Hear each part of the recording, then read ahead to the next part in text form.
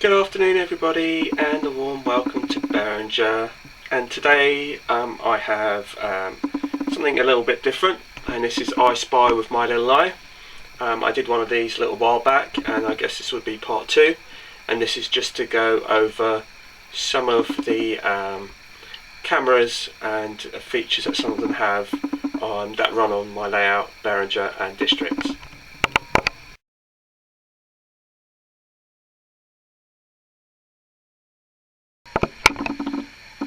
So firstly, in front of you, you have my desktop looking at you. So before we get into webcams and cameras and what they do or whatever, I just thought I'd just give you a brief outline. You're looking at my desktop at the moment, which is basically directly underneath my layout. And the question is, why do I have webcams on Berringer and districts? And the simple reason for that is it's twofold. One is mainly for my own personal benefit, and just so I know where the trains are, because from my position of operating I don't always get to see where the trains are, and so therefore I need the cameras to help me pinpoint where they are, and also I use them as markers as to where to stop the train, in terms of at the underground station over at Berringer, and also over at Moorwood, not only to see where they've stopped at the actual platforms, but also the actual point work, and there's a freeway point there that I need to see where the blades have switched, and that's why I use them. Also, they can be used as running sessions, as to just record bits and pieces, clips and things, and I will give you a demonstration of them at the end of this video. I'll just give you a little brief little running session with my 416 EPB, and that will sort of give you the contrast between the various types of cameras that I'm running, which is the one over at Moorwood, which is the weaker one, and then there's the main one which I tend to use for most of my recording, which is the one you're viewing right now, and then there's also the one that's actually underneath Berringer station itself, so you'll get to see a bit of a contrast as to what they do. So here we are at on my desktop, and again for me it's easy for me because my layout is in my flat, my little studio flat, and so it's all connected, and my computer's directly underneath my layout, so I can appreciate that obviously some of you with your sheds and things like that, or lofts, may not have access to laptops or computer equipment, but for me it was just, I had these webcams to hand, they weren't doing nothing, I'd just come across them and just during my course of tidying up, wondering what I could do with them, and then how I can incorporate them, and this is how I sort of came up with it. So the computer program I use is a computer program called Contactor-Cam, and currently we have Moorwood station, which is here in the middle, and actually that's not really displaying anything at the moment. And what I will do is I will basically show you that in a minute. All that is that I've just turned the lights off. If I switch the lights on, you'll be able to see a picture.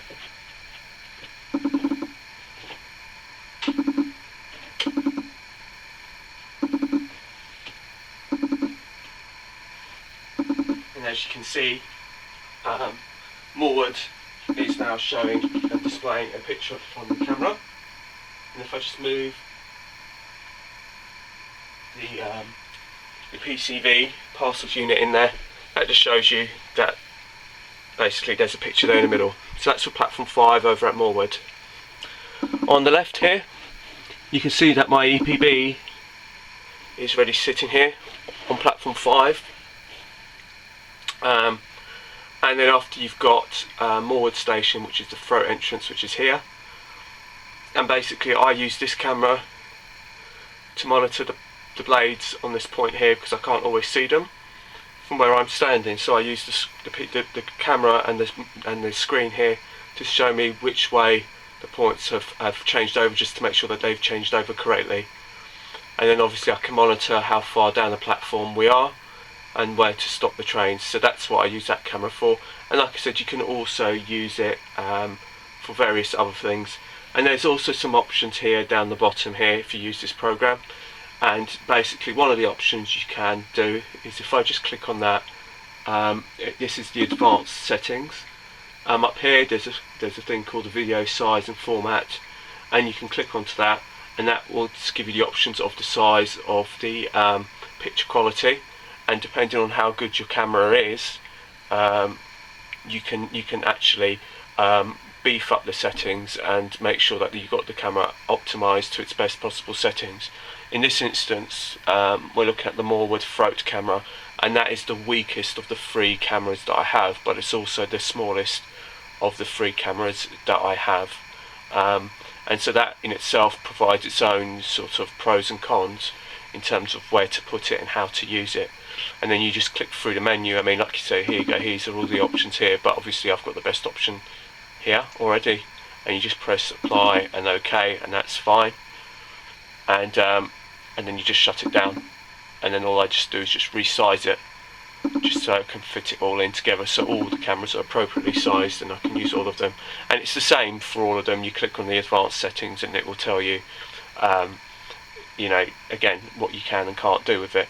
And then obviously that with the big red circle there is to say that you can record it, and you can either just record it just manually, or you can have it, and it's like a security program, so all of these cameras are all actually set to manual record, so they'll only record it if I tell it to, because otherwise what happens is the original setup of this program means that it will just automatically record anyway, and I don't want that, because otherwise it'll end up using so much memory on your computer, because it just ends up recording when there's no need to. So it's all set up to manual record, so it only records when I want it to. So only when I click the red button, that depending on which camera I click the red button on, it will either record from the Morwood Platform 5, which is what it says up here, or Berringer Underground Platform 4 and 5, which says here, or the Morwood Throat, which says up there, and also the video quality and the frames per second you get given also on the top there.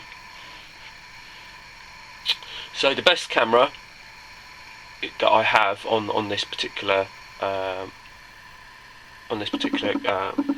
layout is the one here. For some reason I can't operate 2 USB cameras in one go, USB 2 cameras. I'm not sure whether it's to do with my computer settings in terms of whether I've got enough USB 2 ports on the back of it, or whether it's to do with the program itself. I'm not entirely certain about that. So it would be nice to have 2 up and running so you can get the best possible picture, but needless to say, I get perfectly good quality whichever ones I have here anyway. I can see exactly what's going on. So where do I get them from? If I just minimise that, we'll go on to I'll go on to the internet, and I'll be back shortly. So here we are on YouTube. Oh, sorry, on the internet I should say, and on eBay I should say, rather than YouTube. And this is one of the cameras I have on my layout. And as you can see, it's a USB 6 LED 50 megapixel HD webcam for PC, laptop and Skype. So it's not specifically for any specific reason. It can be used just for communicating with, as a webcam, as a general webcam like any of these things are, but I use mine for railway modelling and at Berringer. And this is the camera that is currently being displayed to you from Berringer Underground Platform 4 and 5. And it's only, what, £5, well, £4.50 give or take, with free postage. And so for a webcam it's relatively cheap, it's very easy to use. There's nothing really that difficult about it, and in fact I will show you on my desktop exactly what it is and how you get it. So on my workbench is pretty much the one that I got, which that same as style as the one from the Hong Kong one, and this is this British stock, which cost me about £4. Now my system currently runs about 3 cameras, and for whatever the reason I can't work out why it doesn't take any more, because I know there are some programs out there that will actually run more than 3 cameras, and I'm not sure whether it's my system, whether or not it's 'cause it's a freeware program or what. But in truth I don't really need any more than 3 cameras, but I do have this one as a spare because it's exactly the same as the one running on Berringer Underground Platforms 4 and 5. And if I open it for you, you'll see how it comes.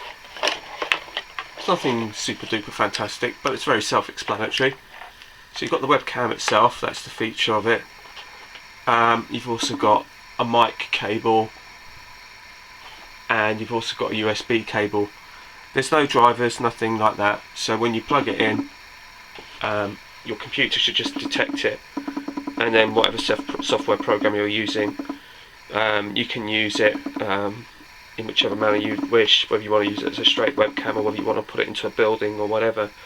So basically that's how that works, and it comes with these LEDs.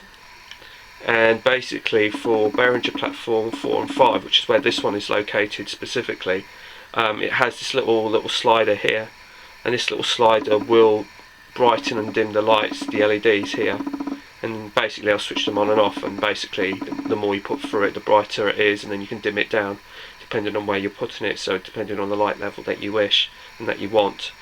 And then obviously I use the LEDs that I got from Poundland just to supplement that as well. So that's how I kind of do it. So I actually use my webcams just basically for my own personal benefit, as well as for running sessions, so I know exactly where the locos are and everything like that. And I will show you some of the other ones. So if I just sort of, there you go, there's my hand. You can sort of, just as a sort of scale, so you can work out just how big it is. It's not the smallest of cameras, but it's probably one of the smaller ones out there. Because otherwise, you know, some of them are a bit too, it's like the GoPros, they're great cameras and everything, but they're really quite big, some of them. So trying to do anything with them is, hide them and disguise them can be a bit tricky. So here we are at the Moorwood Throat, and there's the said point that I was talking about, and that's the camera that's provided me the picture. Now out of all my cameras, this is probably the weakest one out of all of them in terms of picture quality. However, it was a camera that I bought when I got a game from my Wii, and it came with the Wii. And again, it's just a USB plug and play thing. So again, you can even still pick them up on eBay, I think, sometimes for a couple of quid. And it does the job, it does what's necessary. It's not going to stay like this. I did say this last time I was going to cover it up and disguise it more, and I haven't got around to doing that yet. So it won't stay like some white sort of alien type life form just poking its head through the top or anything. I'll disguise that properly at some point. So I just haven't got around to it. But like, again, in some ways it's good because I get to show you what it's like. But again, like I said, I could put some mod rock over that, cover it up or whatever, disguise it better. And you don't necessarily need to see it as such. It depends where you want to mount it, and it's relatively small. It's not a huge massive thing. And again, like I said, that's one that I had knocking around. And I've got another one. I'll show you where we are. We're at Moorwood Station. Nothing's actually changed. You can go through. You see if the lights are on. And the other one is the one that I originally bought for my PC anyway. It was my original webcam that I bought, which was being used as a free run camera for a time. Again, this particular one I bought, I think, from PC World, and I think this one's like is it a 2 megapixel or something? I can't even remember, to be honest with you. But it was giving out half decent quality, to be honest. You've seen on some of the running sessions its picture quality, and it was quite easy because you could just lift it up and place it, and it's quite easy to do as a little roam round camera. So basically, as far as where to get them is concerned, it's just pick them up off of eBay or from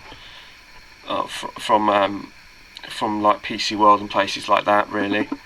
But the thing is to remember with them, it depends on your requirements for them. I mean, if it's for your own personal use, you know, sometimes you're not necessarily that bothered about the picture quality as long as you can see what it is that you need to do. If you want to do it as a running session, then maybe you want a better quality camera and all the rest of it. So I guess you have to take all that into consideration, and where you can hide it and where you can put it. So back to this one, I mean, this is like the one in the corner over at Moorwood. You can bend it like that, so you can leave it like that. You can even twist and do a manual focus to get the best picture quality. And there's also this button on the top, and that button will now allow you to take a snapshot. And like I said, when you just plug and play it with the USB port, the computer should just recognise it anyway. So it's good to experiment if you've got sites. If you want to try, if if you've got like fiddle yards and stuff sometimes that are a little bit out of the way or a little bit inaccessible areas, these are quite good just to have a good view, just so you know what's going on down there. So if you've got any problems like that, you can sort of look through the video. I mean, to me it's quite simple because of the fact that my layout is based in my studio flat, as many of you do know already, so everything is all to hand. But obviously if you're in a shed or something like that, or in a loft or somewhere, maybe it's not so accessible to have the computer monitor or computer screen sort of readily available. So these are all things you just sort of have to take into consideration. So I hope this has been of some help to some of you, and my apologies as well for anyone who sent me a message. It's not done deliberately, so anyone who does send me messages, preferably in future, if you just put in the comments section that you've sent me a message or something, or check your message or something, then I can check it and know that there's a message waiting for me. It's just that YouTube doesn't actually notify me of any personal inbox messages, so it only notifies me of just comments that have been made to my videos, or whether or not people have uploaded videos themselves. So anyway, thanks for watching. Feel free to comment and subscribe, and I hope to speak to you soon. Bye for now.